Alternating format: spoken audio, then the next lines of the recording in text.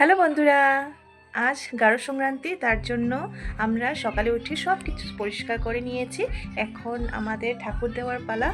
আর ঠাকুরের জায়গাটা অল্প মোটামুটি সাজিয়ে নিই, কারণ কি পুজো টুজোর সময় ঠাকুরের জায়গা না সাজালে ভালো লাগে না। আর এখন কারেন্টটা চলে গেছে, তার জন্য আমার একটু প্রবলেম হবে, তবে কিছু না, ছোটো জায়গায় অ্যাডজাস্ট করে নিতে হয়।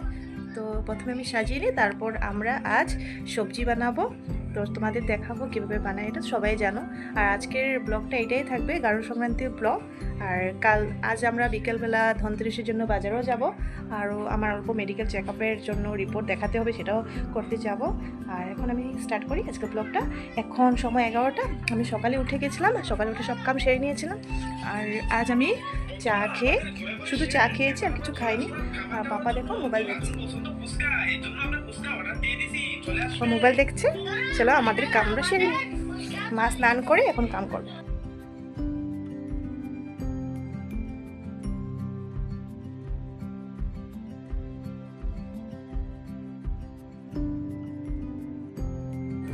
জায়গাটা মোটামুটি ডেকোরেট হয়ে গেছে, হয়তো আমি আবার দেওয়ালির সময় চেঞ্জ করতেও পারি সেটিংটা। আমার এগুলো করতে খুবই ভালো লাগে।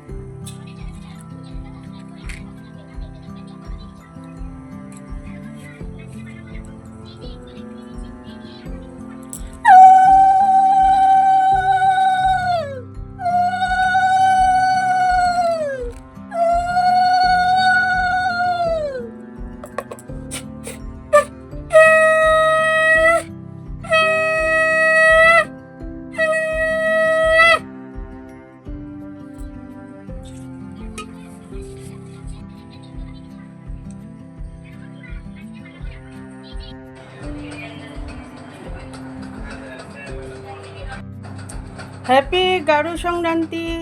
আজকে অনেকে ডাল বানায়, অনেকে সবজি বানায়। আমরা সবজি বানাই, ডাল বানাই না। তোমাদের সবাইকে শুভেচ্ছা রইল গারু সংক্রান্তির। এখন আমরা কি কি করব, কি কি বানাবো, এটাই তোমাদের সাথে শেয়ার করব। এই দেখো আমার বৌমা স্নান করে ঠাকুর উকুর দিয়ে দিয়েছে। এখন আমাদের যত কিছু নিয়ম আছে সব তাকে দেবো ওখানে একটা একটা করে।